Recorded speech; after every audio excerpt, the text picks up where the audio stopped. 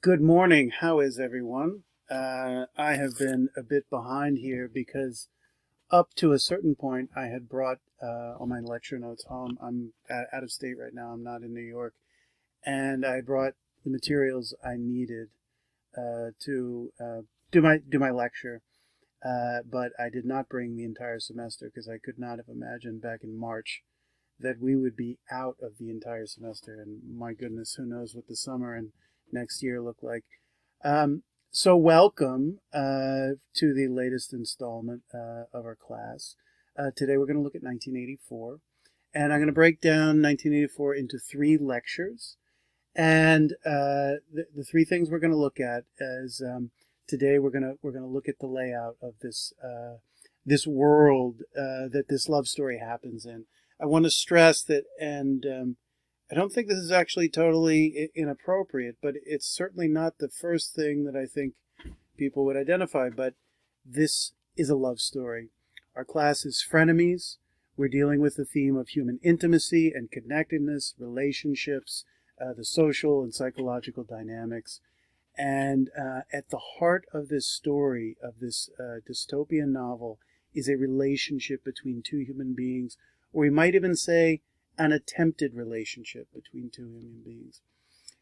So today we want to just look at the kind of the landscape, the setting of this world and what it's like, because you cannot understand the way this relationship unfolds and the significance of it unless we can understand the circumstances under which it attempts to be developed. In the next lecture, we're going to focus in on the issue of thought control.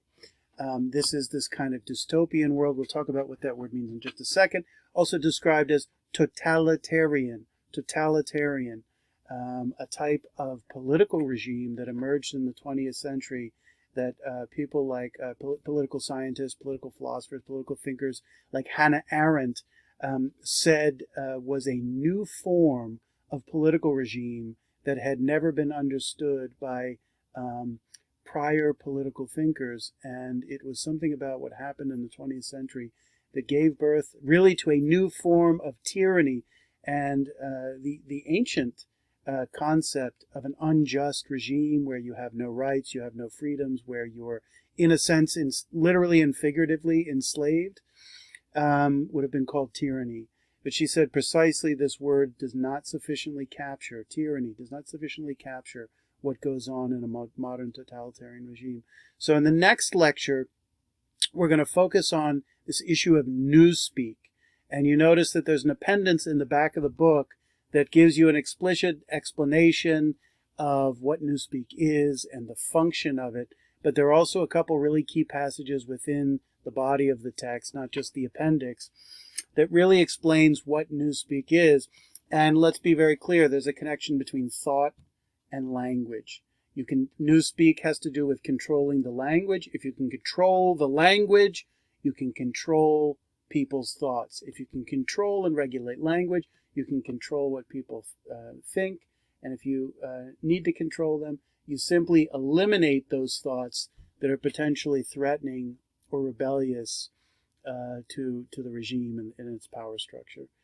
And we notice that the prime mechanism of controlling people is not physical. I mean, people there's no obvious physical compulsion or physical restraint, at least in the early stages of this book, when Winston and Julia are living their kind of quote unquote normal life in this world. They're able to do all kinds of things. But what's so diabolical about the scheme of this regime is that they can control your actions if they can control your thoughts through your speech and what you're able to think, and also some other techniques. And therefore, they don't have to physically constrain you because you've already been constrained psychologically and mentally. Then in the third lecture, we're going to simply look at the culmination of this story, this love story, which we'll talk about a good bit today. In what ends up transpiring with Winston, this main character, and you might say the disturbing resolution to the conflict that we're going to spell out in the beginning of the text. Right? Okay, so what we're going to do now is we're going to look at this world of 1984 and what it consists of. And also, as we go along, I want to periodically make some segues into things that are happening today and things that exist today that are stunningly parallel to some things described here. Now, on one hand, 1984 is a description of a dystopian society. Well, what's the dystopian society? A utopia is a place where everyone is in harmony with one another. There's social cohesion. There's human happiness flourishes. People are psychologically well adjusted, right? And that would consist of a certain amount of freedom and order and safety and the ability to pursue what you think the right thing to pursue is for you. And of course, literally coming from the Greek, a utopia is not a good place, but it's literally a meaning no place. It does not exist, right? A dystopia, on the other hand, is the other or opposite extreme of a circumstance in which everyone is at odds with one another. Everyone is in conflict, in permanent conflict with one another, and are not friends, but rather everyone is enemies to one another. And we might also say not just enemies to one another, but enemies to themselves. We've seen in Aristotle, we've seen in Plato, and we've seen particularly in Rousseau. And I'm going to be drawing on everything we've been reading up to this point, because every author we've read is going to somehow dovetail into what we see in 1984. We've seen all of these authors describe the way in which the human being can be in conflict with themselves, and conflict with oneself produces unhappiness. And we'll see in Winston, the problem, the conflict for him is in a sense a conflict with himself about his own past and his own lack of awareness of his own past. He remembers enough about his own past to be aware that there are things that he is not remembering. And this immediately puts him in conflict with the regime of 1984, this dystopian regime, because one of its central modes of thought or a mental or mind control is to control the past, right? The famous line from the text is, he who controls the present controls the past, and he who controls the past controls the future, right? And he comes into conflict, we'll talk about this for a minute now, he comes into conflict with the regime, right? This is, for those of you who don't think politically and don't see your individual life in the context of, say, politics playing out today, and see what happens as something distant or just on a TV screen of the Matrix, right? Winston's initiation or motivation that puts himself in conflict with the regime is something tremendously personal. He's trying to remember his own past, and it's actually the regime that has eliminated all the, you could say, the mnemonics. What is a mnemonic? It's a memory device. So if you think about what everybody has at home, what do you have at home? Maybe it's your parents, but if for some of you who are older, you'll have this too. You have pictures. You have pictures of your children. You have pictures of you when you were young. You have pictures of your spouse when your spouse was young. You have family pictures. You have kids, grandparents. You have artifacts, things that you've saved from like a previous life, right? We all know that our lives reach a certain stage in life, and we realize that our life has gone through a series of stages, and that what we are today is something a little bit different than where we were yesterday. And we don't just have immediate recall to that past and its times and places and pictures and objects and people that put us in touch with those, you could say, previous selves, and that our whole identity is this kind of integrated picture of ourselves in which, if we could take all those stages in our life and kind of sum them up in a larger whole, right? Like an autobiography of it all, and see how it fits together. The problem with Winston is that the totalitarian nature of this regime has stripped away those mnemonics. What is a mnemonic? It's a memory device. It's a thing that holds within it a memory, it rather unlocks, or because of the association with a memory, it unlocks something that you wouldn't otherwise be able to remember without having that little memory device, right? So he's had things in his life stripped away from him, and he can't remember his parents. He can't remember what his past life was. And this starts to ramify or unfold out into other things he can't remember. Like, for example, he can't remember what London used to be like when he was born. This is the year we're in is 1984. He's 30-some years old.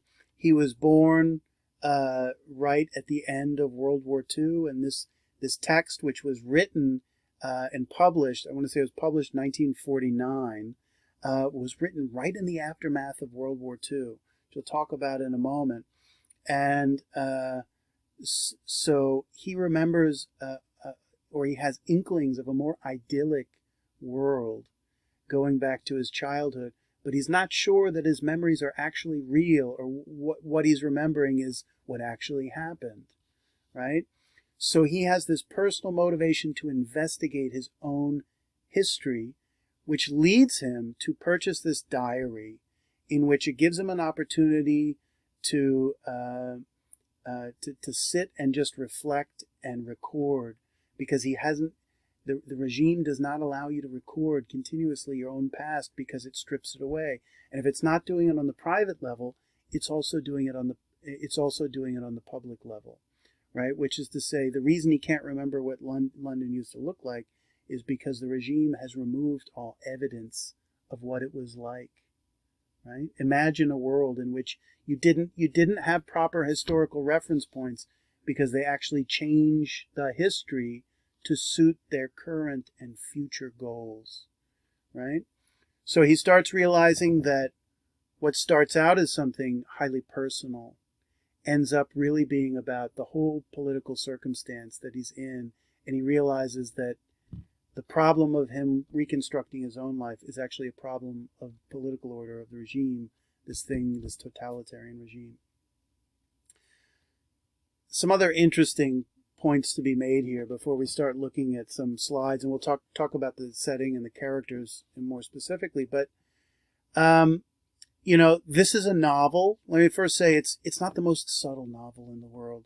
It's written in kind of bold black and white colors in terms of the degrading nature of this society, and it's very easy to see the unhappiness that would be the consequence of such a society, between the mind control and just inhibiting our basic freedom to think for ourselves and believe for ourselves, and the invasive nature of the regime, by which I mean it gets into your psyche, it gets into your soul, and that's precisely how it controls you. There is no private sphere here of not just like a private sphere of your own house enclosed with a door that the police can't walk in, but even your own mind is not a private place anymore. And that I think for most people is the very thought of that is just, I think, pretty utterly terrifying. It's a world that's gray. It's run down. I mean, London is described as a third, which is where the story takes place, is described as basically a kind of third world looking country. Nothing like what you expect from a first world civilization, right? That won World War II, right? So they're living in a kind of fascist, socialist, communist, totalitarian regime, and yet the story is set, published in 1949, 4 years after World War II, in which the Brits and the Americans and the Russians had achieved this great victory over what? Over tyranny, totalitarianism, fascism, socialism, right? Stunning. So what is that all about? And this gets me to the next point, which is that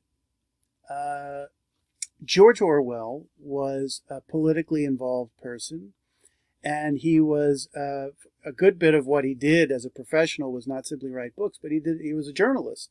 And he was all around the world and familiar with the kind of international goings on. And he lived through, obviously, a very turbulent time, First World War, and then the Spanish Revolution that happened in the later 30s, and then, of course, World War II.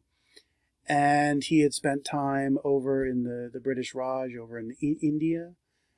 So he had a keen political sense, and you might call him a kind of political activist.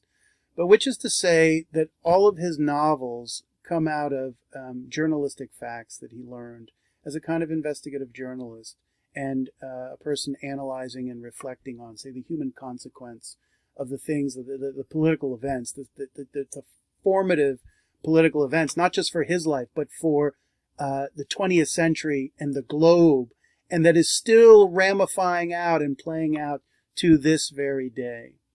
So when he gives you these descriptors of a dystopian totalitarian regime, he is not simply inventing out of whole cloth his pure literary imagination. He is drawing on techniques of control that he observed himself and that he had learned about maybe behind the scenes from people in government, maybe people in intelligence, people in the media, which is where these ideas get cooked up. So the world he's describing, while there's a certain hyperbole to it, there's a certain exaggerated feature. It is not only a plausible world; it is a real world. And let's just make very clear today.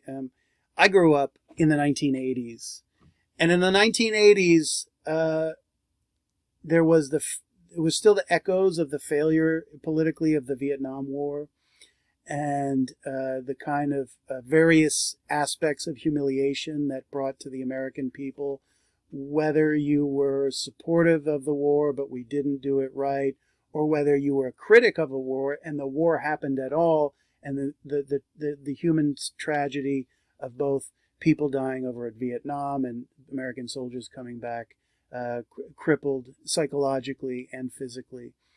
However, there was still a sense that, I don't know whether it exists in your generation, because our grandparents fought in World War II, there was still a strong sense of, if the Vietnam War was not righteous, there was a strong sense of the righteousness of the victory in World War II, and that it had everything to do not just with military might, but with a righteous victory over evil, over German and Italian fascism, Hitler and his perverse and really disgusting ideology that first and foremost does not value human life.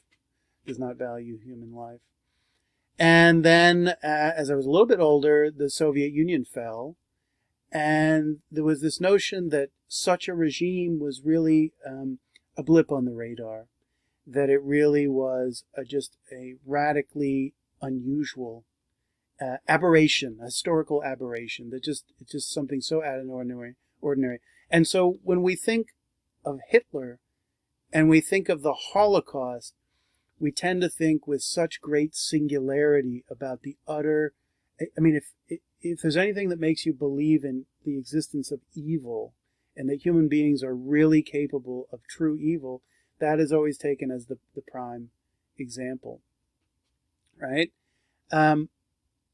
However, right, I think one of the delusions that at least my generation had been put into was that, the real evil was someone like Hitler, and there was nobody like Hitler ever again.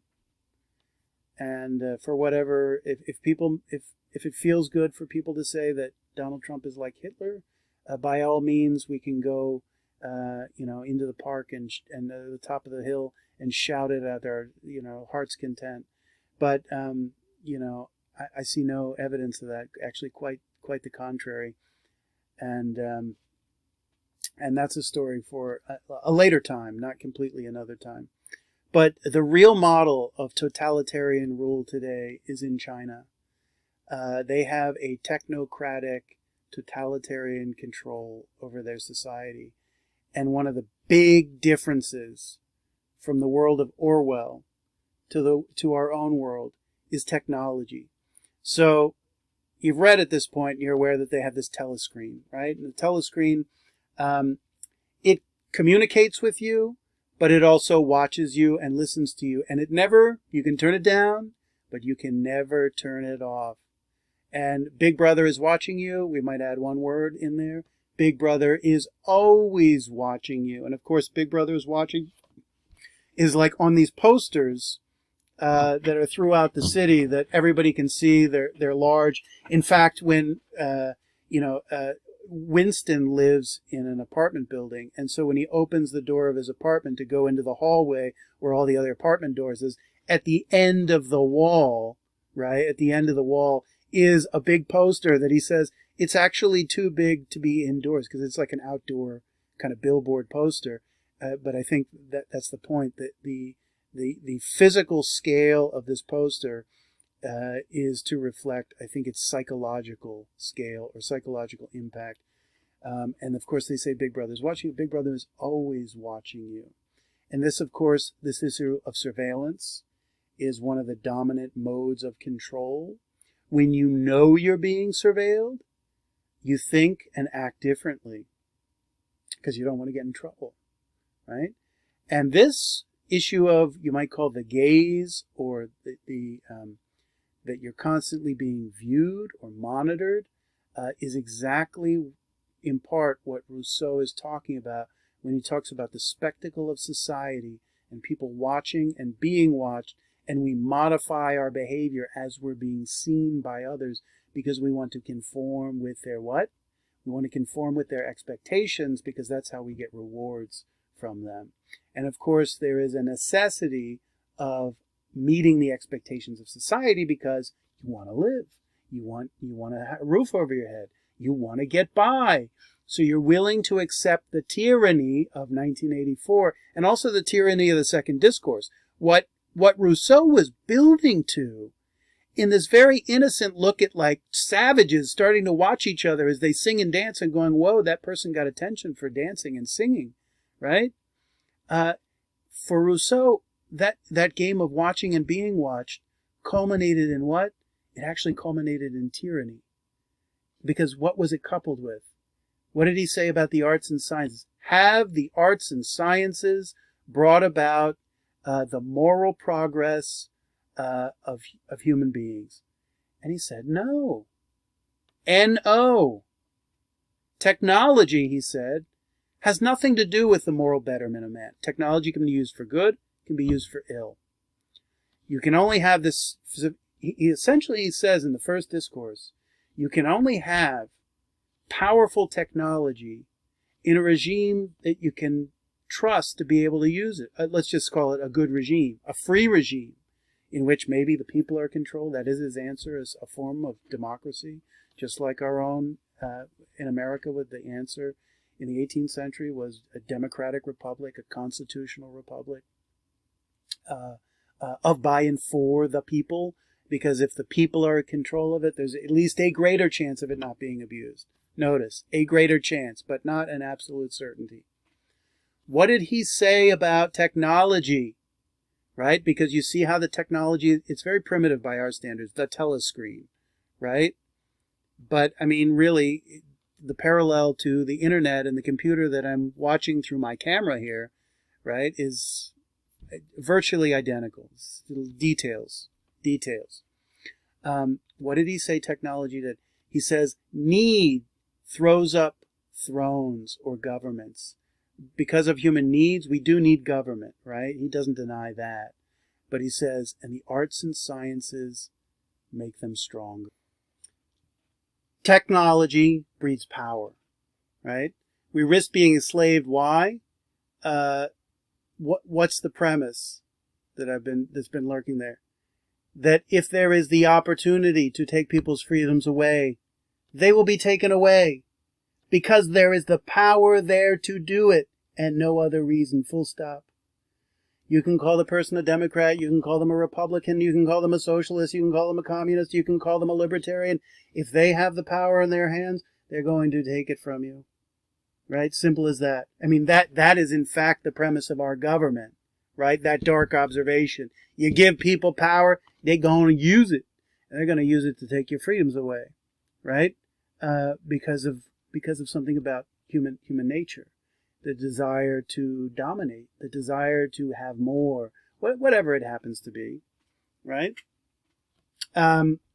So this regime is one that, talk about dystopia, it sets everyone against each other in order to weaken them. So this society pits everyone against everyone else, right? This is part of the dystopian image here. This is part of this divide and conquer strategy in which, in a dystopia, everyone is enemies. And you see that explicitly on display. Set human beings against one another through the cultivation of hate.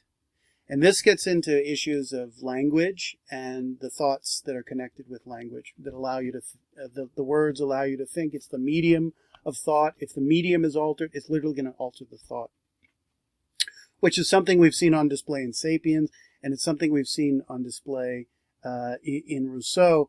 And so they literally have these rituals of the 2 minutes hate and hate week, which is actually, in terms of the setting, this is the time period of the year that we've come in upon, where they have these ritual procedures to reinforce the negative feelings, right? And we might also tie this this general hatred of all against all, the war of all against all, with Hobbes, right? So Hobbes depicted actually a society that had no political regime or no formal political control as anarchy, and therefore everyone was in conflict with another. This is different. This is in a state in which there is a powerful regime with the monopoly of the use of legitimate force. And they use that force. They use the systems and the institutions of society to set people against one another. It's a very diabolical plot. But we know, we'll talk about this more when we look at examples from the text, but we know why this is the case. Divide and conquer results in weakening. How do you conquer when you divide? When you divide, you weaken. You weaken, and then you can conquer and what? Control. So this use of hate in the text, or in this world created by the text, is not an accident. It is a control mechanism, right? And of course, in terms of the concepts these people are familiar with in this world, they understand hate perfectly well because they have it described and they act it out. They perform the concept and internalize it psychologically and bodily through these 2 minutes hates and the various events connected with Hate Week. Now, on the other hand, they have an almost completely undeveloped concept of love because the very concept has been prohibited them. And it's been prohibited in multiple ways, from the uprooting of the basic relationships between parents and children through getting them to tell on one another, right, to rat them out to the political authorities. You fear that your children could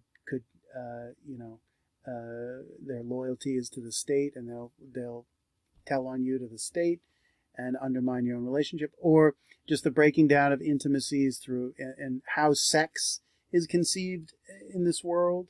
The party has control over it and trains you how it should be done and how you're supposed to think about its meaning, and it's primarily just connected with procreation. And there is cultivated hatred between people. So even when they're using the word love, do they really have the concept of love? And I think the answer pretty clearly is no. And you precisely see that in the unfolding of Winston's and Julia's relationship, which is this love story that's at the center of everything. Precisely the way in which, when he first sees her, and I think we realize, but the book says it slightly differently, we realize he's having feelings of attraction to her. He's having feelings of, and it's not all sexual, it's emotional too, but it's partly sexual. But his primary emotional reaction that he's cognizant of is actually of hate toward her. It's an extreme passion. It's kind of like love turned inside out. Why is he feeling hate when he in fact loves her? Because this is the only understood feeling that is comparable to something like love that he knows how to express. So this is the one that's generated in his kind of like instinctual response to being infatuated by Julia and her kind of mystery and her physical appeal, and so on and so forth. You could just, make really two quick observations or reference points here to our own world. First of all, think of the technology that the powers that be have at our disposal. We could be thinking about government, could think about the defense industry, or what President Eisenhower called the military-industrial complex. We could be talking about major corporations of an international reach that have the power to influence governments and government policy. Facebook, Google, Twitter, right? I mean, on one hand, Twitter, 5 years ago to me just seemed like kind of silly social media. But now it has increasingly become a massive platform for free speech. But is not subject to the same standards as a public square because it's a private company and they regulate speech in a very disproportionate way. And you have to wonder exactly what is their motive. They come across Facebook as the great moralists of our time, eliminating what they call hate speech. But as you all must know, there's no such thing as hate speech. And by that I mean very specifically, there is no law in the U.S. Code anywhere, not in the Constitution, not in a state law. And it would be unconstitutional if a state or local government tried to pass it. There's no such thing as hate speech legally. In Europe and England, there absolutely is, because they don't have the same standards of freedoms that are seen as the very essence and identity of the American Republic, because of our founding in 1776 and then 1787, right? We have all been made to believe there is something called hate speech and that it has some kind of legal foundation. Now, is there hateful speech? Absolutely, right? But if you notice carefully and you're an open-minded thinker in terms of politics and you're not just entirely faith-based, and I don't mean in the religious sense, I mean in the faith-based in the political sense of being so unwilling to entertain arguments from different points of view that you might not agree with, but will at least be willing to think about. You'll discover that a lot of the speech that gets censored under the guise of hate speech is in fact speech that is not hateful at all, but is just politically, they've decided it's not politically of their point of view and they don't want it. And you have to wonder what's their motivation for doing that, and also who's telling them to do this? Where are they getting this idea? And why is it so uniform and consistent that certain topics are forbidden to be spoken about? I'll give you a great example. If, a few months ago I would have said if the coup that happened against our president and the spying that went on against our president doesn't make you sensitive to politics and compel you to be intellectually and emotionally, psychologically concerned with what happens in your own country politically, the Spygate or the Obamagate scandal should do that to you. But certainly the coronavirus should as well, because this is a disease that has affected many people in dire ways. And I do not want to take anything away from that. But it has to be observed as a citizen and as a professor that coronavirus, look, if these politicians were so concerned with your aunt or your uncle, they would have taken different courses of action than what they've done. And it is very clear the way in which they've politicized this. Bill de Blasio had a press conference about 2 weeks ago where he explicitly said that we cannot let the opportunity of the crisis of coronavirus to pass us by. And he wasn't talking about public health at all. I mean, this was an open statement. He talked about all types of government reforms that must go into place because we have this opportunity.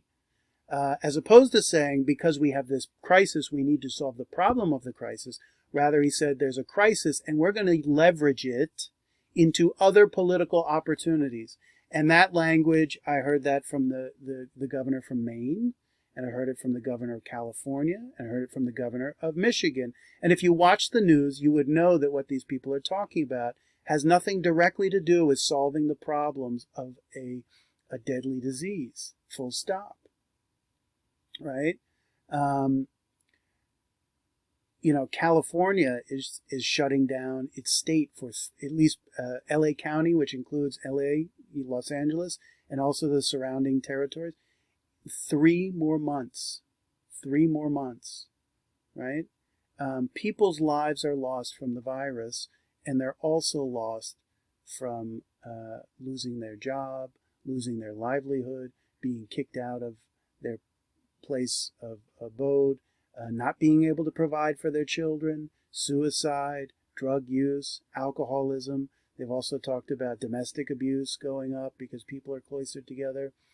And if you really start looking into the science of disease, and I do not claim to be any kind of expert, but a respiratory disease, there are serious questions as to whether solving the problem of a respiratory disease is achieved by cloistering people inside with their family, especially where you've got young kids who could go out and catch this disease and not have any awareness of it because they show no symptoms, bringing it home to older people who are really the vulnerable community.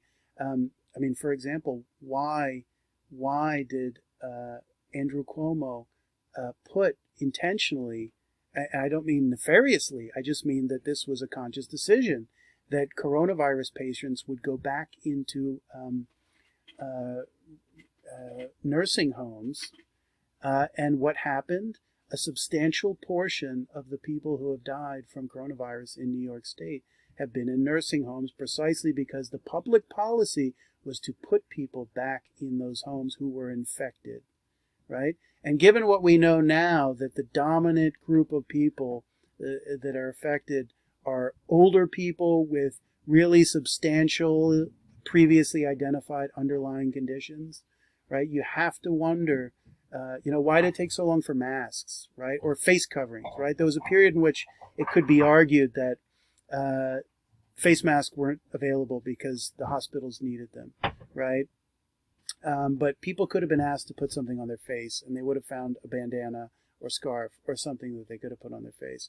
And yet that policy was only introduced after, a month and a half of this being in full gear. In fact, when we were at the peak of infection rate, folks, they were not telling you to wear a mask, right? And it's now, as actually things are going down and getting better, the expectations and the restrictions on our rights are becoming more and more extreme. And here's the catch. So for some of you saying I'm falling on deaf ear, here's the catch. Everybody loves their rights and their freedoms, but, if you don't have a life, you're not going to be free to do a whole lot. You know what I mean? So the fear allows us to give up our rights very easily, right? Because, we want to live. And judging whether a politician and what they're saying is accurate or not, when it's our life on the line, we're obviously going to be the most cautious. That's a no-brainer, right? But I also encourage everyone to start to look at the numbers in terms of comparing what's happening now to other years with, bad flus and also epidemics, right? Never in the history of epidemics, this is interesting, never in the history of epidemics have healthy people been quarantined at home. Who do you quarantine? You quarantine people who are sick, right? Never have we shut down the economy. And let's be clear, folks, there have been numerous outbreaks of epidemics/pandemics that have been demonstrably worse than what we're dealing with now. Very clearly worse. The numbers speak for themselves. The numbers speak, and what you have to do is you actually have to look. You actually have to look at the numbers and compare them and use your own judgment. I will tell you, You give up your own judgment about your own life, and you will very quickly be living in a world not unlike 1984, right? And what's stunning, this disease came from China, and our media is having a tough time acknowledging that, China is a totalitarian country. I heard a very disturbing news report today that the Chinese military are working on bioweapons, like coronavirus. What's better bioweapon than coronavirus? Because it looks like an ordinary virus that would be out there anyway, and you have deniability that it's a secret military weapon. That they've been working on bioweapons to target specific ethnic groups, right? And if you know anything about China, they have a problem with a group of Muslims in their country who are ethnically Chinese, or, well, they've got a lot of different ethnic groups, but, I mean, they're part of China. They are Muslim. They're called the Uyghurs. And they've been put in concentration camps and what they like to call re-education camps. Re-education camps, right? That's not like going to Lehman, I can tell you that. That's a concentration camp where they brainwash you. So what's described in the third book of 1984 is not only plausible and possible, it is documented in history. These types of abuses. And China has mass surveillance of its citizens. We have that too. They use facial recognition technology to be able to identify everyone. We probably have that too. And we'll talk about more of these contemporary parallels. But China also has what's called a social credit system. And it's kind of like a credit card system. Your credit could be good, credit could be bad. And if your credit's good, you get to do certain things. If your credit bad, not certain things. But in our context, it has to do with your financial well-being, and do you pay your bills on time? Do you have the resources to pay your bills? Therefore, can you have this loan? Can you have your credit card limit raised? Are you making enough money from your work, and so on and so forth, right? But they have a social, not a financial, but a social credit system. If you are not a good follower of the party ideology and you do things that rub people the wrong way, your social credit score goes down, and guess what? You can't do basic things, like maybe you show up at an airport and you realize you can't get on a plane because, well, your social credit's not good enough to be able to fly, right? And what's stunning is that there are many people in the United States who are either totally oblivious to the nature of China today, or by certain elites in the media and whatnot, it's actually celebrated as a nation of great efficiency and cutting-edge use of technology in negotiating, managing society. Okay, so let's look at this world. We're in the world of Oceania, which is some kind of, it's not like a single nation state, it's something like an empire, and it's going up against Eurasia, right? And another empire. And the world is kind of, it no longer seems to consist of nation states, but these larger kind of imperial powers. And more specifically, we're within Oceania, we're in the province called Airstrip 1. And of course, this is a kind of funny name for the country of England. And if you know anything about World War II, like one of the dominant things that Great Britain did was they've got planes flying into Europe and bombing the Germans and so on and so forth. So that seems to be part of the motivation for this title, and that seems to be part of its function. It also connects in with the military aspect of this world. It's a world that is constantly at war. Does that sound familiar? Many of you, I suppose some of you, 17, 18, 19, 20, your nation, the United States, has been at war since 2001, end of 2001, continuously. We've had resolutions of military conflict ever since then, and they never completely stopped. And part of that is the psychological effect of war on the domestic world. And if you look in history, you notice that anytime a nation goes to war, There are certain freedoms that people just can't have in the name of national security or in the name of a war effort. They're just not able to provide what they normally provide.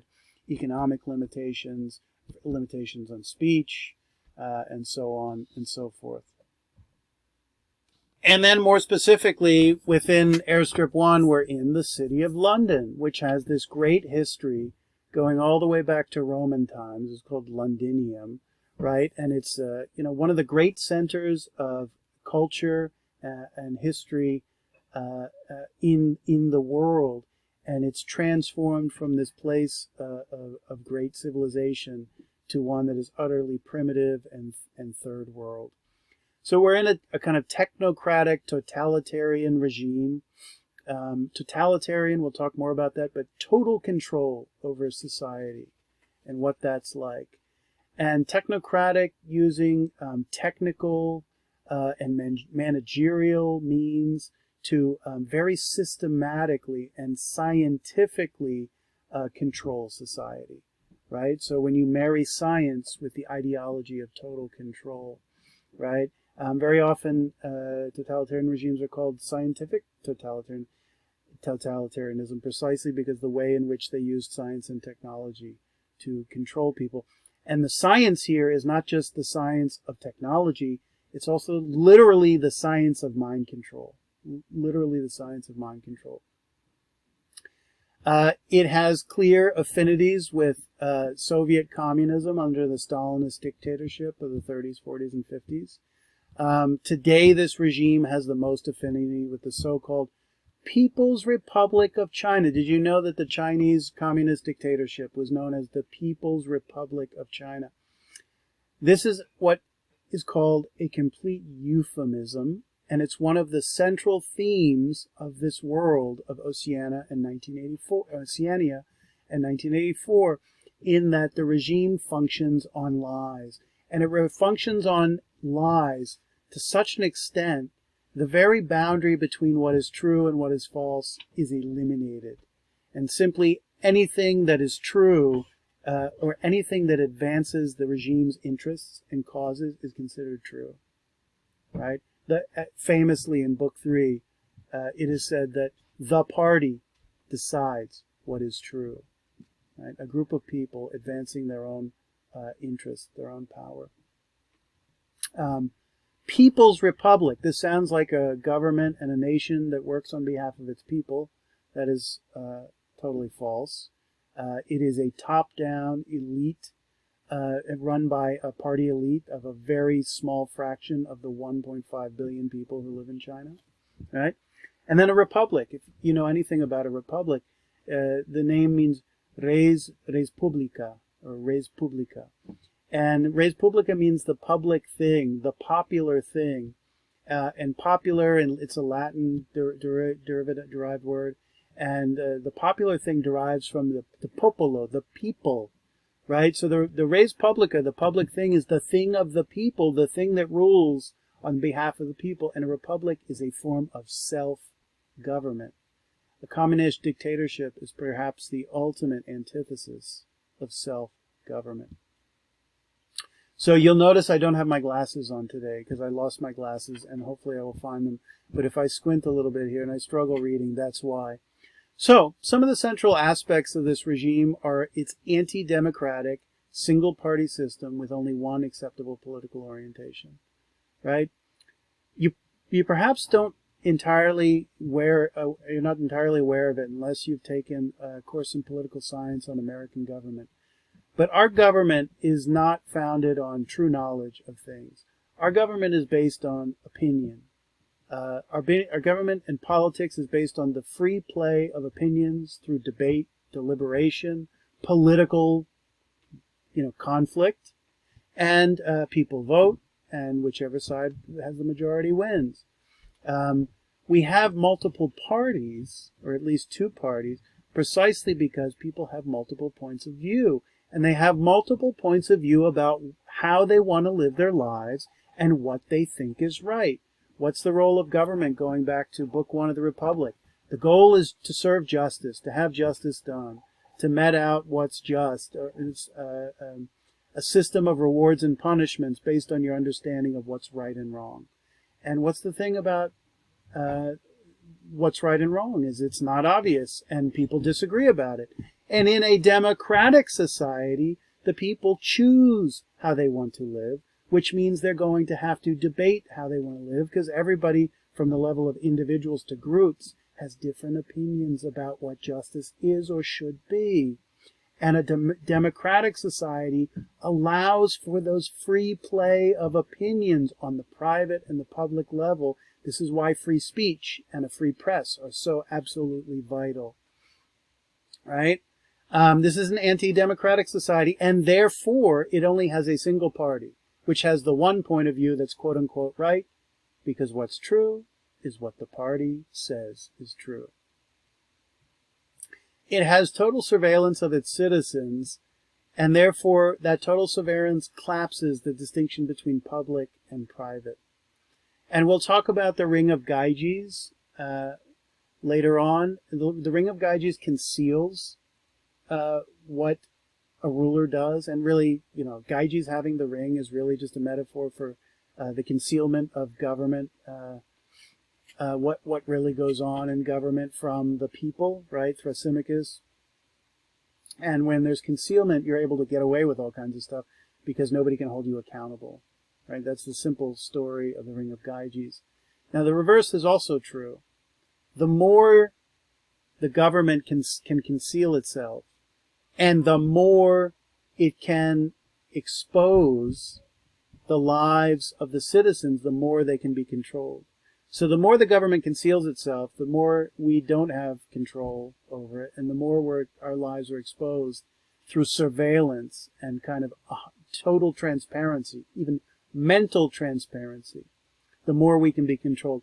And what's so stunning is this regime seems to not just know what you do, but to know what you think and what you are. And there is no space physically, but also, maybe more importantly, psychologically, to escape from this regime. That sounds like the kind of the ultimate in the terror or nightmare of totalitarian society, in which you can't even think outside the order that's imposed on you. There's this single charismatic leader called Big Brother, who's presented as a family member, right? Because we're all family. If you didn't know that, we're all family in this world, in the regime of a collective society. Their strategy is to divide and conquer, which results in the destruction of love and human intimacy. Instead of people being dependent and loyal to each other and loving each other, they're made dependent and loyal to the state. They're turned outward from their private relationships, and they have a singular relationship with the state. Gets more disturbing. There are no laws. Everything is arbitrary. The state can determine at will whether you are guilty or innocent. To say that there are no laws is, in a sense, not to say that there are no rules. There are no fixed laws. They can determine when you've broken them, right? And of course, the very idea of a law is something that's the same and something that is known in advance, and then you can know whether to follow it or not. Here, this is what would be described as like arbitrary rule, in which there is no rule of law, but rather it is simply the rule of the will of the party. And if they deem you to be a threat, comma, you are guilty, full stop. There's a fixed class structure. It's very hierarchical, in which an elite minority, the inner party of the larger communist party, rules, and the whole system is fixed. You are a member of the level of society that you're born into. There's no what you would call class mobility for the most part.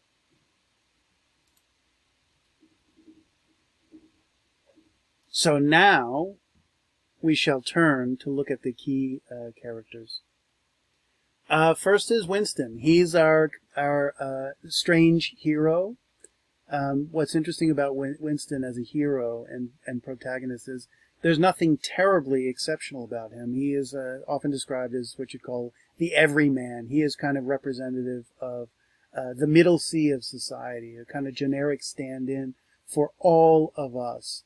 So as we see Winston's needs and desires, as we see the conflicts that he confronts and the problems, the challenges he meets, we are seeing our own needs and desires. We are seeing our own conflicts. He works at something called the Ministry of Truth, which is ironic. This title of this branch of the government is Newspeak, because it's a euphemism. The Ministry of Truth is where they change the past and make it from true to false. And you might really call it something like the Ministry of Fake News and Fake History. And they adapt the past to shape the minds of the people for future events, right? Perhaps I need to mention the fact that you were told that there was, for 3 years, that there was unimpeachable, hard, irrefutable evidence of Russian collusion, and that Donald Trump was the stooge and puppet of Vladimir Putin, the Russian leader himself. I even just saw a clip yesterday from about 1.5 years ago of Barack Obama's former director of national intelligence saying Vladimir Putin surely knew how to run his operative, Donald Trump, because look at the way Donald Trump acted. He was clearly engaging in Russian collusion. Well, the truth is, government documents have been released for a while now, but even more have come out and made it patently clear that this Russian collusion story, number one, it's not just that Donald Trump didn't commit Russian collusion. Number two, there was no collusion of any kind. Number three, not only was there no crime committed by anyone, let alone Donald Trump not doing it, this story was entirely fabricated, and it was fabricated by intelligence operatives in the U.S. and the British governments. And not only that, the media ran with this story and was an integral part of what is essentially a conspiracy. They were directly involved in putting out this story in a way to do the damage that the people who wanted the story out, the damage to happen. So what's even more interesting is that as this story breaks down, the media doesn't bother acknowledging that what they had been saying for 3 years was completely fallacious and made up. They just act like they didn't say it and they move along. That may be even more disturbing. So Winston is a worker of the mind. He likes language, right? He works with language. He works with ideas. He's a bit of a thinker.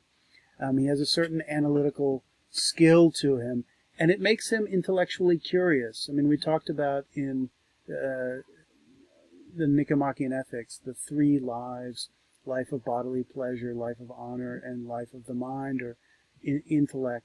He's not a Greek philosopher, but he has a curiosity about his own life and about the true nature of this regime that is significant, because that curiosity and that concern for fidelity to his own life is what initiates his quest.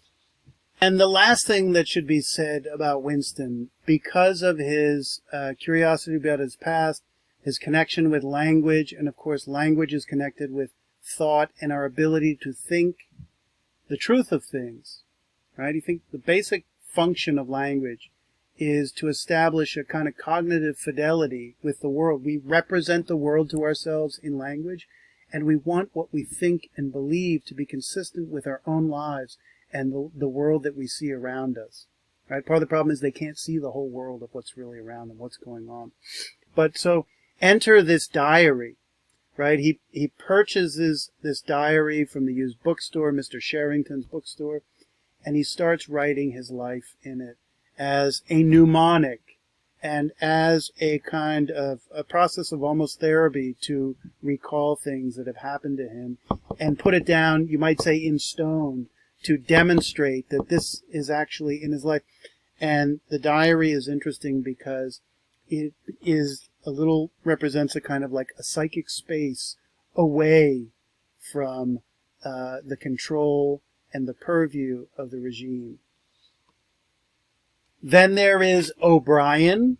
He's an inner party member who's been watching Winston, and Winston actually first takes notice of O'Brien, and Winston is not completely aware of O'Brien taking notice of him, but it seems to be the case that Winston even becomes aware of O'Brien because O'Brien seems to be watching him, and the question is why? And later we discover exactly why. But Winston comes to believe that O'Brien has a similar orientation, right? He's a free thinker. If Winston is anything as a hero, he is a kind of a free thinker. And O'Brien is showing this kind of body language in a world where you can't overtly conspire, or in a world where you can't openly state your thoughts. He intuits from his body language a belief that there's something simpatico there, that they're both truth seekers. And of course, O'Brien initially follows this this kind of mold that Winston maybe has projected on him from. He sees in O'Brien what he understands of himself. This belief is only perpetuated by Winston being given a copy of Emmanuel Goldstein's book on the truth of the regime. Part of the problem of control in this regime and freedom is that people are not even fully aware of the various control mechanisms at work and the specific functioning of this regime. This is important. Winston develops an emotional attachment to O'Brien as someone searching the truth, but also as a kind of father figure, right? O'Brien and Winston loses his family at a young age, and he is yearning for the types of connections, in many cases, that we take for granted. And there's a dependency, and a kind of a psychological, emotional dependency that develops with O'Brien that O'Brien, of course, will just exploit in Book 3 of the text.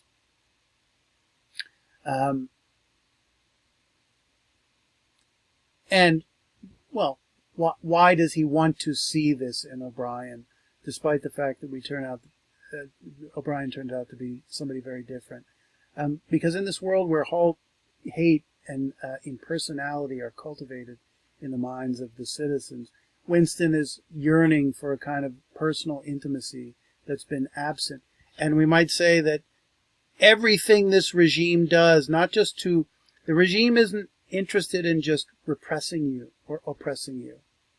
It literally wants to strip you of those human elements that would need to be oppressed in the first place. If you have a rebellious thought or feeling because you don't like being controlled, you don't like your condition of unfreedom, they don't just want to tie you down in shackles. They want to eliminate that from your mind, right?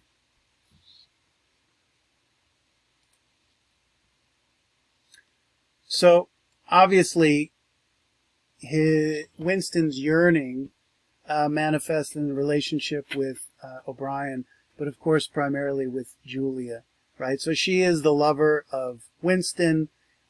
Winston loves her in part because she represents a kind of a rebellion against the regime.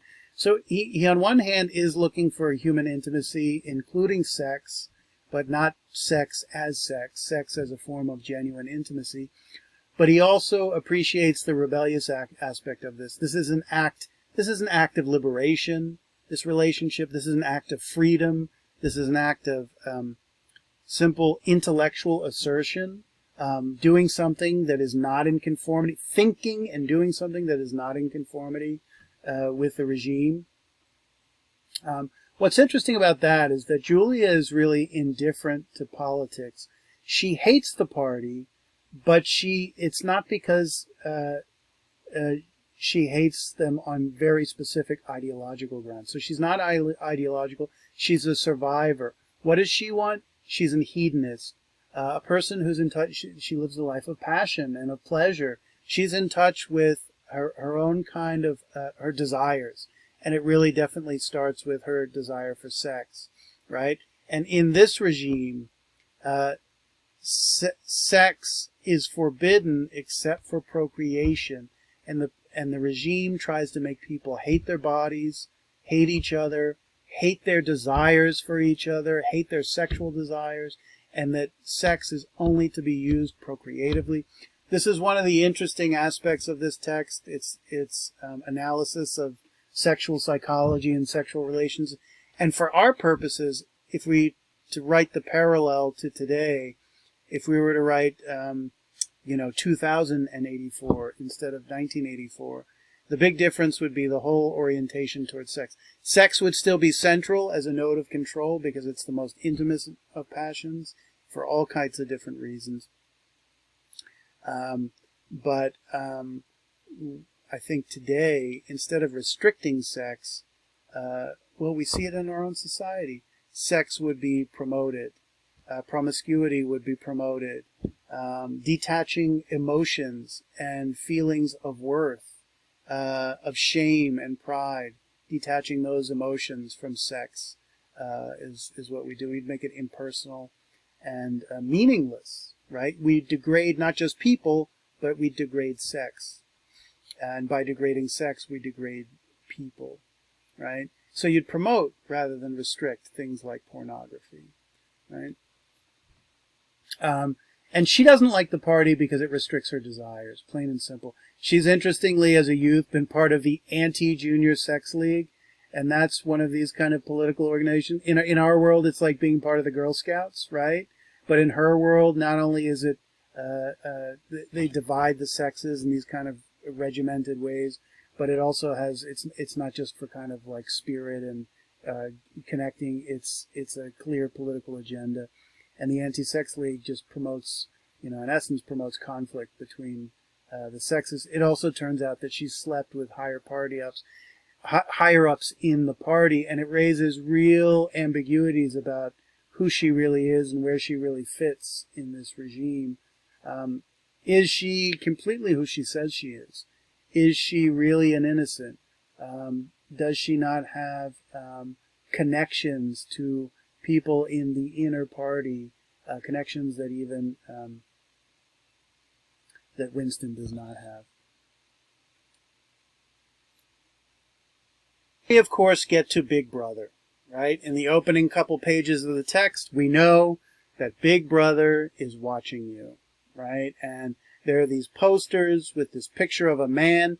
Now, this image comes from the 1984 movie, the movie that was made in 1984 with John Hurt and Richard Burton. And the picture is rather unusual in that the character described as Big Brother in the book is a man around 40-something, early 40s, who is ruggedly handsome and has this mustache. And this character is a little bit older, and he looks like a guy who sits behind a desk. And he doesn't look as handsome, he looks more sinister. And I think the way to think about Big Brother is like a British version of Hitler, right? But I think this image of Big Brother is most effective, or it's best understood, in fact, as an image of a kind of stereotypical leader, the rugged, strong, determined being, who has a look that you would actually accept as you would want to identify with, right? So imagine, I don't know, a Brad Pitt or some handsome actor was Big Brother. Because when we look at Hitler, like this image of Hitler is so ingrained into us in popular culture and history and so on. But I think, the people look at this picture and it doesn't look quite as sinister to them. So, interestingly, in the years following the British defeat, the Allied defeat of the Germans and Hitler, in this book, the leader of the nation is depicted as someone who, the mustache definitely is inspired by Hitler and Stalin, I would say, the two primary ones. And you'll notice anything about totalitarian regimes, whether it was Germany of World War II, 1930s, whether it is Stalinist Russia, whether it's Maoist China, whether it's the Kim Jong-un regime in North Korea, or in Iran, for example, authoritarian regime in Iran.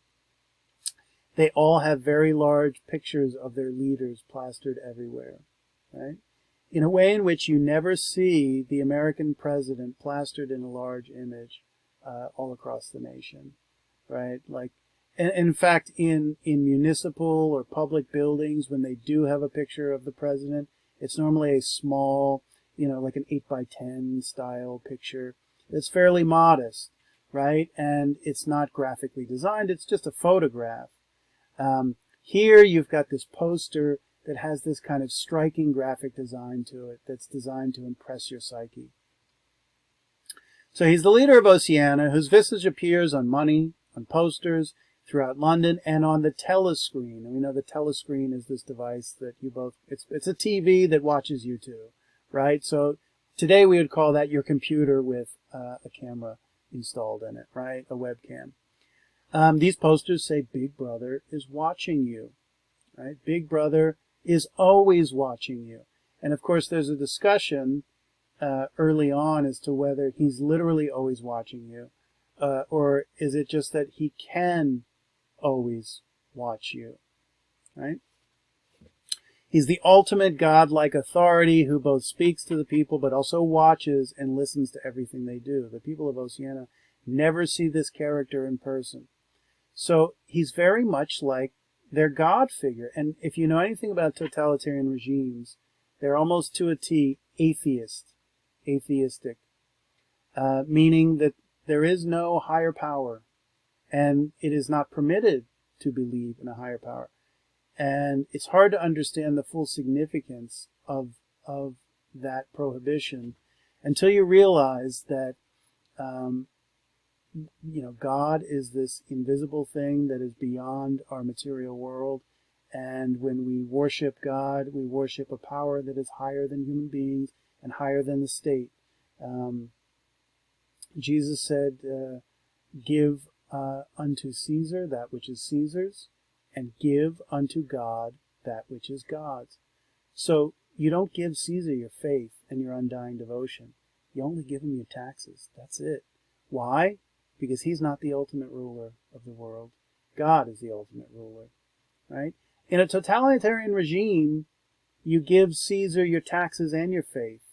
And the faith is the political ideology, and the leader is the God on earth, right? And there's a striking similarity between Big Brother and, the biblical description of God is he's always watching you, and therefore anything you do is subject to him seeing you, and therefore what are you going to do? You're going to internalize his gaze, and you're going to modify your conduct accordingly. So this is Rousseau now, right? And it's not just going to be that you're going to restrict your behavior on certain occasions. You're going to internalize this so much that it simply becomes a part of you and that you accept it, right? So you always know that you could be punished for what you've done because Big Brother is always watching. The next interesting thing is that, well, let's go to the last one. It's not clear whether this is a real character, right? Big Brother could just exist in images, right? He could be simply a device or a strategy on the part of the party to control people. There may be no person called Big Brother, or whoever's image this is, they were also not the leader, the heroic leader of this regime, right? And then the question is, why do they use this figure as the face of the regime? Well, first of all, I think it does two things. It reveals but also conceals. It puts all the agency and decision-making of the regime in this one potentially imaginary character, but also by doing that, it also conceals the real power, the real people who are the power behind the scene. You know, who is O'Brien? What status does he really have in the regime? It's purposely left completely unclear. For all we know, I mean, he could be the leader of the regime, right? Or he could be very close to it. You'd never know, because we're never given a clear picture of what the hierarchical, what the structure of the inner party really looks like. We're only given glimpses. The other thing is he's called Big Brother. So big, he's omnipotent, he's all-seeing, we kind of get that. His face is literally big, right? He dominates psychically in our minds, but he's a brother. He's a family member. We have a familial obligation to him, right? And this is one of the classic motifs of collectivists and communists and socialists. They always despise the family. They despise the family structure, but yet they always want to see all of society as a family, and that we have obligations to every member of society as if they were family members, and that our obligations are on the scale or magnitude of family members. What you would do for your mother or your brother or your sister or your father or your child is also what you should do for your fellow citizen. And of course, I think most of us think, that's nonsense, because self-love dictates that we love ourselves most because we have to take care of our own needs. And then we take care of people who are like us, who are around us, and they're like us because they're genetically like us and because we live with them and we grow together, right? So therefore, who do we care about most? We treat as family members, right? Not strangers, because strangers have their responsibility to take care of their business in their family. And so it's an interesting strategy here that Big Brother is a kind of, Big Brother also, he's not a little brother, like he's older. He's almost a kind of father figure over the society. In very much the pater familias, in very much the way Hitler was presented as kind of the father of his society. Or if you think of the Soviet Union, what was the name for Joseph Stalin? His name was, just like Joe Biden, Uncle Joe. Uncle Joe. He's that old, warm uncle who, would sit down and tell you a story at the holiday dinner table or something like that. So then we have Mr. Charrington, or Sherrington. He's the owner of the used bookstore where Winston gets his books, and it's very interesting. He gets old books there that are not easy to find, and they give him a view into history and the past that the regime does not generally permit. So he reads Shakespeare, he reads Milton, he reads history books about what the world was like prior to this regime coming into existence. And so it gives him an insight into the true nature of things, specifically by seeing how it could be different, right? In this world, information is controlled. Think about information being controlled in our world. It's very true. But it's controlled. You're only permitted to have one party and one political opinion, and you're also only able to see the world, or permitted to see the world, in one way, right? And there's no alternative even available to view the world differently. And this is going to be another technique to compel people to accept the world they're living in, because they don't know any alternatives. Do you really know that your regime is a tyranny if you can't have an image of what free existence looks like, or what's even possible in a free existence? I think there's a natural yearning for liberty and freedom in the heart of human beings, but I also think you don't know what's possible really unless you can read about it or see it with your own two eyes. Sherrington is a pro, but has an interest in books, particular fascination with the past. So they have a connection, a bond with Winston. But Mr. Sherrington is not what he seems. And, of course, at the end of the book, we find out he's something other than what he seems. We should also note, this is really important, that Winston carries on his love affair with Julia in this clandestine space above the bookstore. And there's this wonderful, Like the books are a gateway into an escape from this regime, and also this room is, they go there to carry on their love affair in a clandestine way, in a secretive way, precisely because they think they'll be able to conceal it from the regime, and their very decision to have the relationship at all is predicated on their ability to conceal it. If they were not able to conceal it or try to conceal it, they wouldn't even likely have entered into it. This is Emmanuel Goldstein. He's a character we never kind of see in the flesh, just like Big Brother. We only see him as represented. And like Big Brother, there's a real question as to whether this character really exists, or whether this is just a kind of myth or construct of the regime itself, which is interesting because he is presented as the great rebel of the society who tried to have a kind of revolution to liberate people from this order. He is the object of the 2 minutes of hate that's performed daily. And he's supposedly the author of the book, The Theory and Practice of Oligarchical Collectivism. Wow, that's a mouthful. Oligarchical collectivism. Sounds like you're gargling Listerine or something. The book is said to expose the true nature of the regime to the people. This is vital because nobody has a clear understanding of the nature of the regime, and that's part of the control mechanism, keeping people in the dark. It's this kind of reverse Geiges principle. People in the dark have more powerful because they're concealed, and people that are exposed are weaker and more vulnerable. Now notice we're basically in a communist regime, but it's not described as communism, it's described as oligarchic collectivism.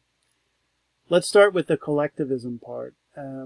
A collectivist society is a communist society in which the individual is completely subordinated to the social whole or the social organism. There is no notion of the freedom to distinct individuality. This is true both of the fascist regime in Germany and also the communist regime in the regimes, plural, in the Soviet Union, but also communist China. The individual has no independent dignity of its own. The only thing with dignity is the group. And that's why you should, and you're supposed to, treat the group as your family, right? It is one big extended family, right? And everyone is, in this world, for most of them, with the outside the inner party, the party itself, it lives a fairly impoverished existence. Even Winston, who is a worker of the mind, who has a decent job in government, lives a very, very modest life. Right? I mean, by our standards, he's working poor, but the proles are even below him.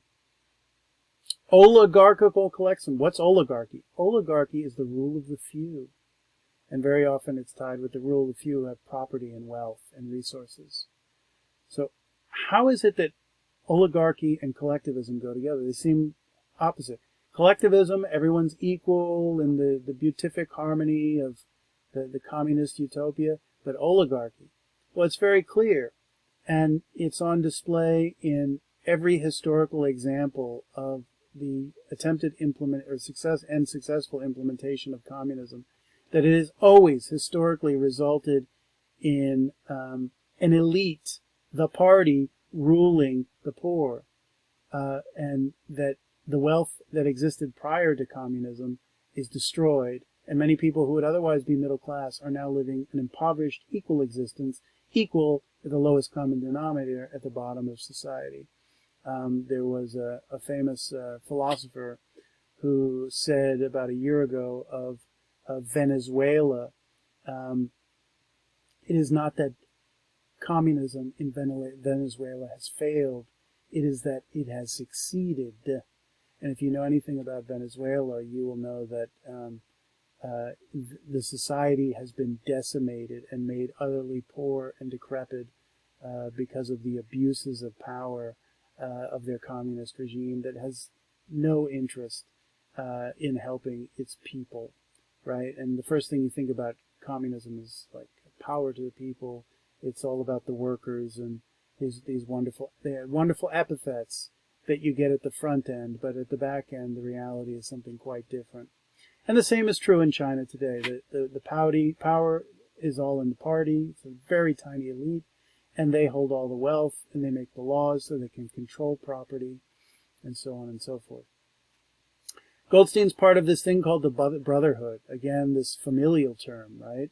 And it's the kind of resistance of the society, and it raises an interesting question. Does this actually exist? If this character, it's not clear this character exists, does the Brotherhood actually exist? And of course, Winston thinks that O'Brien is a member of this thing called the Brotherhood, which is why he's so willing to open up. Does something very dangerous in opening up to him. Interestingly, this book gives a very accurate description of the structure of the regime and how it works. And what's so fascinating when you read this, I think it's in book 2, you really get a very historical analysis of the social control and the various mechanisms used by existing totalitarian societies in the 20th century. Orwell had a lot of data to put into this book, and so this book is only fiction on the most superficial level. So the party uses endless war, manipulation of history, and the threat of the thought police, right? Early on, Winston says, it's not the real police that are the problem, the ones with the Glocks and the billy clubs and the handcuffs. It's the thought police, the ones that know what you're thinking and arrest you for thinking the wrong things. And of course, what would we call this today? We'd call this a form of political correctness. And in fact, the very idea of political correctness generated out of rhetorical strategies of mind control of communist societies, cultural Marxism, to start to control and regulate society, to be able to take away its freedoms. If you can't say something, you can't think it. And if you can't think it, you can't do it. Right? So that controls you. Book lays out a plan of rebellion that, of course, is designed to encourage people to rebel. And this book actually seems to be the bait that inevitably gets Winston caught. Right?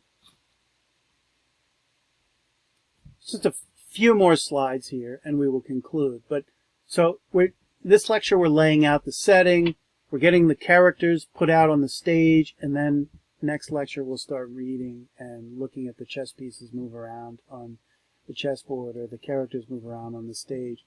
So what's the structure of the society? You've got Big Brother at the top, the inner party of which O'Brien is a member. It's secretive, it's inner, literally it's concealed. You don't know who's in it. You don't know exactly what goes on there. You don't know exactly the power structure.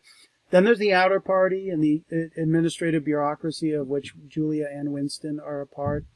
And so they do work on behalf of the regime. They are actually doing work that's helping to enslave them, right? So this is the irony. These people don't like the regime, but they're actually helping to facilitate it because they're, to do anything other than that is to suffer the consequences. So there's this disturbing catch-22 here that we saw in the second discourse, that we're forced to try to meet these expectations of society because we want to get by, even if those very expectations turn out to be harmful to us. Then there are the proles, the proletarians. Now these people are, in a sense, totally outside the purview of the regime. They are permitted to do whatever they want, but they are very poor and they have no education and they have no intellectual or moral or educational resources to fight the regime, and therefore they're trapped in a kind of world of the body and a kind of very simplistic way of thinking. And, interestingly, Winston says if a revolution ever is going to happen, it's going to come from the proles, because actually the proles are given a lot of freedom, but they're given so much freedom precisely because they have no power, right?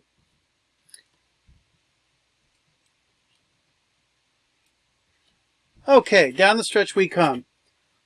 The world of 1984 is a world of psychological control. How do they control people? Through the myths of an imagined order. Through the myths of an imagined order. So let's step through this.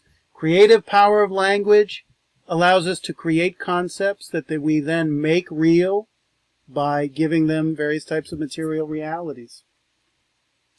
Then we think in terms of those concepts, and they direct and shape our lives, right? So the imagined order, it's imagined because the concepts are created in language, and it's an order because there's an intellectual order of concepts, but then that intellectual order of concepts creates a parallel material order that shapes our life in very concrete rather than abstract or metaphorical ways. And here are some of the big kind of ruling myths of the society that help control. Big Brother. Not at all clear that he's a real person. The kind of psychological mechanism of control. He is this brother figure. He is a figure who is watching us at all times, and that awareness of watching alone results in us modifying our behavior in conformity with the expectations and demands of the regime. War, right? War terrorizes, the creation of fear, the willingness to give up liberties because we're in an exceptional circumstance of national security, of war, right? And that we have to give up these things, right? Emmanuel Goldstein, you would call him controlled opposition. Controlled opposition is a person who appears to be superficially working for the opposite of whatever the main way of thinking is. That they are a controlled rebellion, but it turns out that they're not really rebellion at all. In fact, they are a mechanism set up by the powers that be to begin with, in order to siphon off those free thinkers, siphon off those people who are naturally going to be rebellious, and channel them right back into getting caught. And that's actually exactly what happens with Winston. The past is a myth created by the Ministry of Truth. And what happens at the Ministry of Truth? Lies. Right? And they have something called the memory hole, where things that were true get thrown down the memory hole to be lost forever. And what's the important thing is, once they're thrown down the memory hole, nobody remembers that things were ever different in the first place.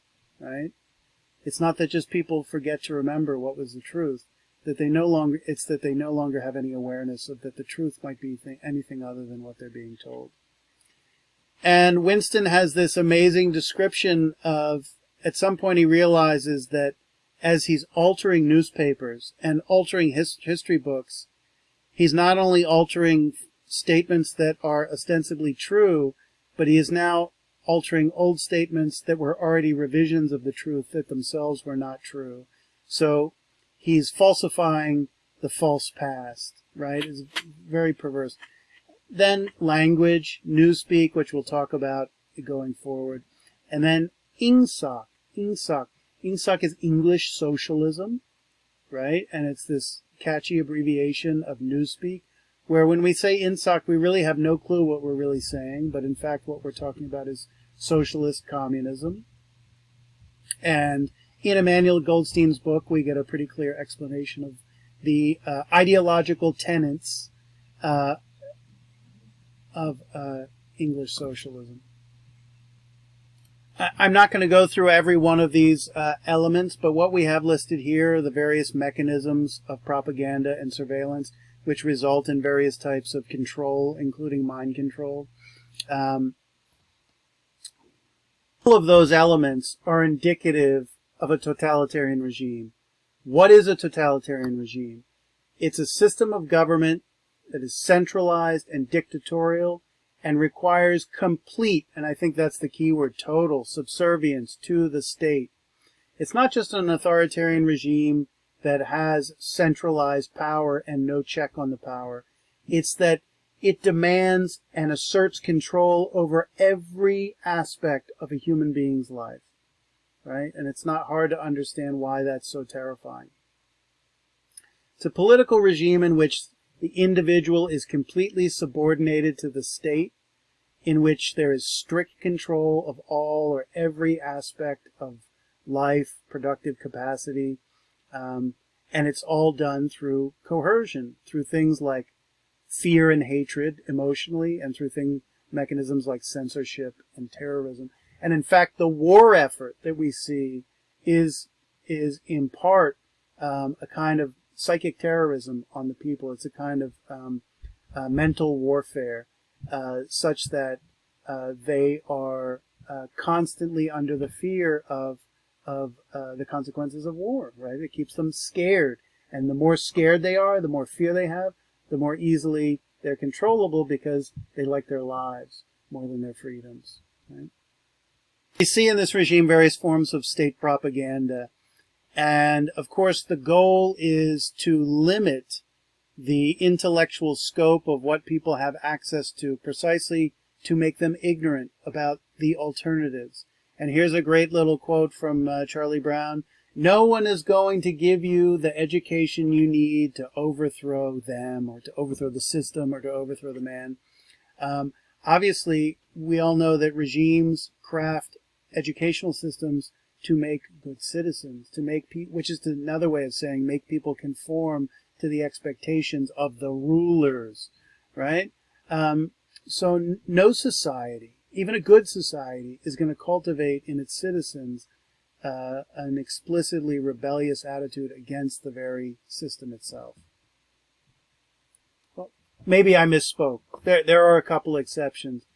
If you look at the writings of John Locke and Thomas Jefferson, who was very much inspired by John Locke, they believe that in a truly just political system, that the people should have the right of revolution. And in fact, you see this right to revolution in one of our key founding documents, the Declaration of Independence. It says things like, "We hold these truths to be self-evident, that all men, all human beings are created equal and endowed with certain unalienable rights, such as life, liberty, and the pursuit of happiness, and that to secure these rights, governments are founded." But then he also says something we didn't focus on when we looked at that document.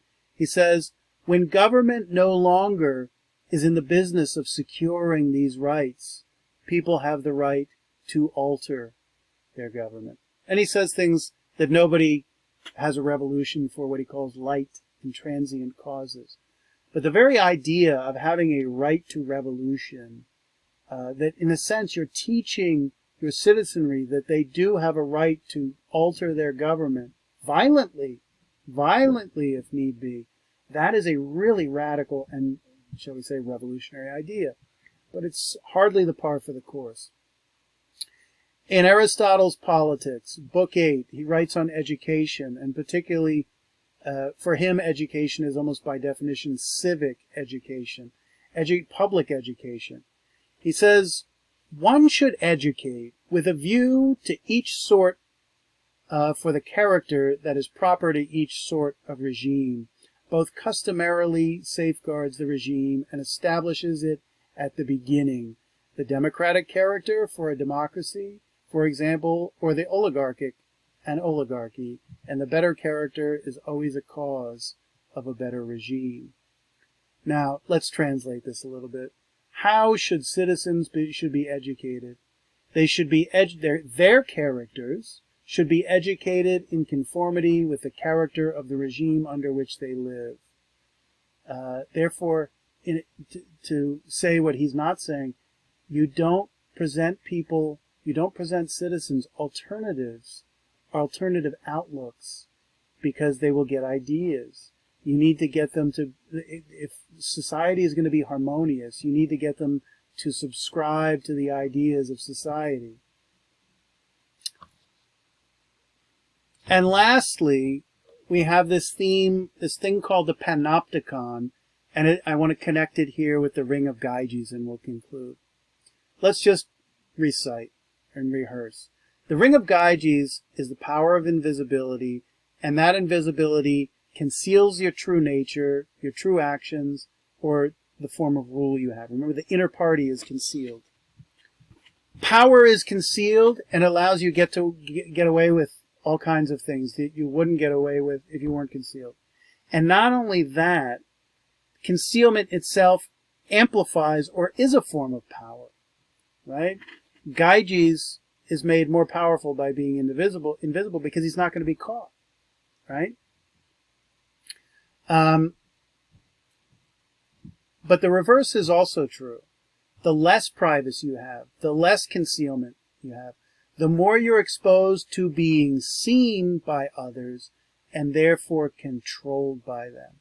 I mean, this is one of the lurking themes of the second discourse, that the more you're seen, the more you feel obliged to conform to other people.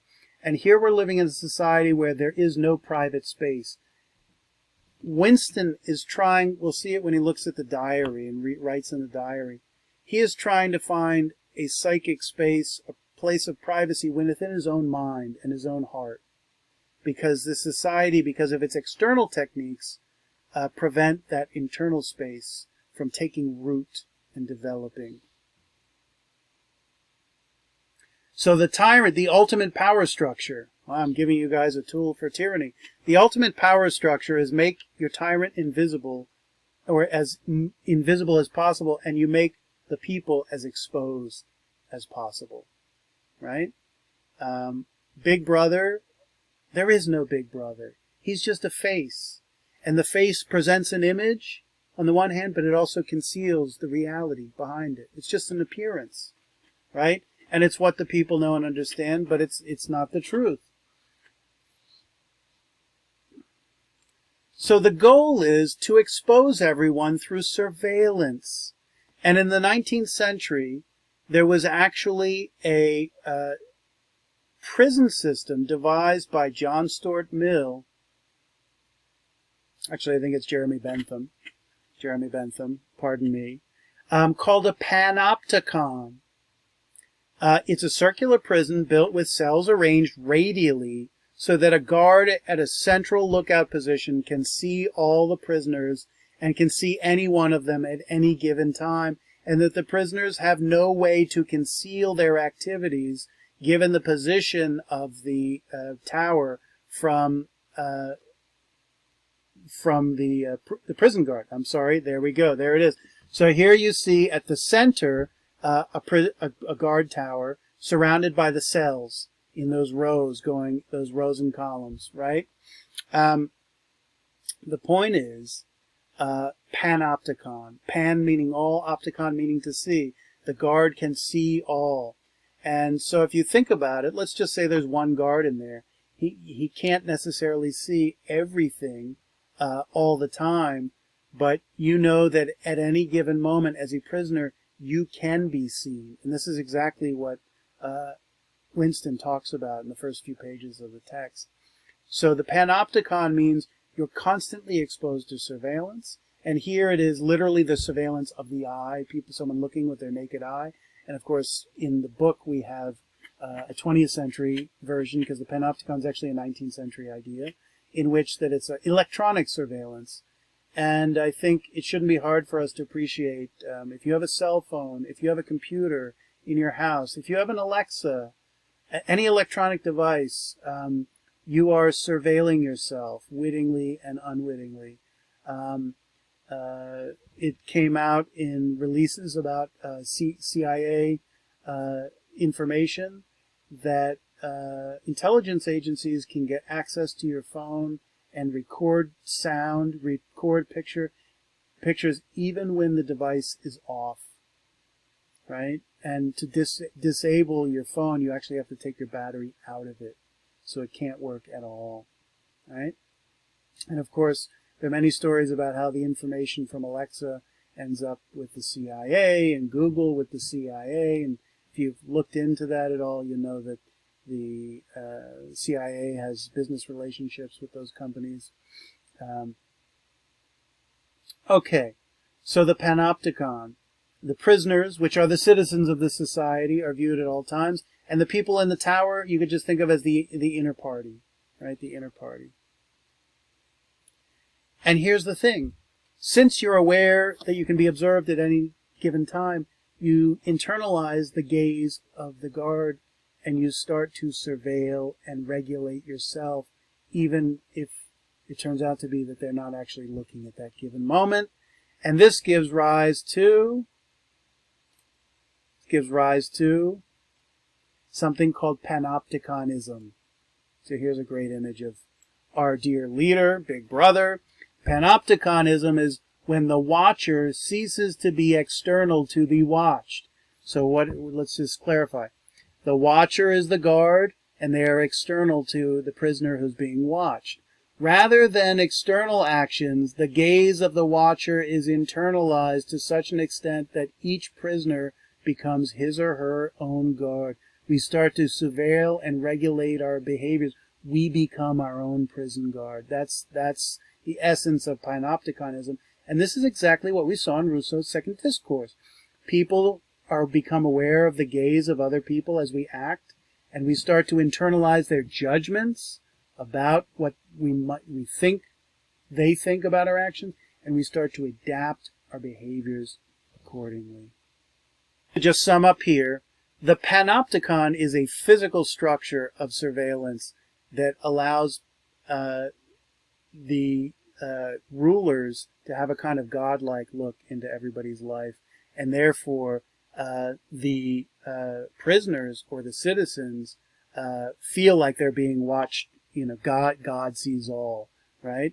Panopticonism is the psychological repercussions from the panopticon, which is to say we start to psychologically internalize the view of the guard, and we regulate ourselves accordingly.